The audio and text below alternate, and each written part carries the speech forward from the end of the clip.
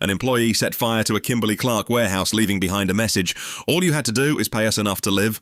What drives someone to destroy their own workplace? And what does this incident reveal about warehouse work in America? Let's start with what we know about warehouse wages.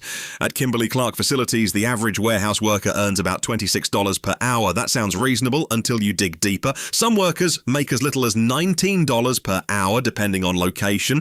And for third-party vendors like NFI Industries that staff certain warehouses, the average drops to around $19 per hour across the board. These aren't easy jobs. Warehouse and receiving employees typically work 40-plus hours per week. They go through significant equipment and protocol training, yet many earn as low as $17.60 per hour in most states.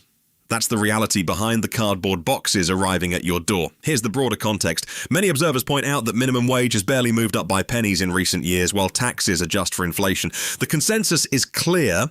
It's increasingly difficult for workers to afford housing and basic necessities compared to previous decades, when workers on similar wages could actually purchase homes. So why arson? Why this extreme act?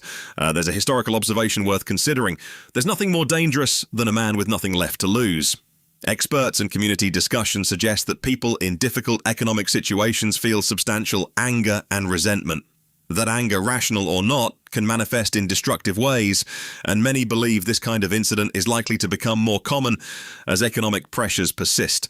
There's also an interesting detail about the facility itself. This warehouse stores primarily paper products, yet according to community consensus, it appears to lack adequate fire suppression systems. That's a notable safety oversight for such a fire-prone facility. To be clear, nothing justifies arson. This employee will face serious criminal charges, but the incident has opened a conversation about desperation in the American workplace. When someone chooses to burn down their source of income, it suggests they felt they had nothing left to protect. This isn't just about one warehouse or one angry employee. It's a signal of mounting frustration in an economy where full-time work doesn't guarantee stability. What would it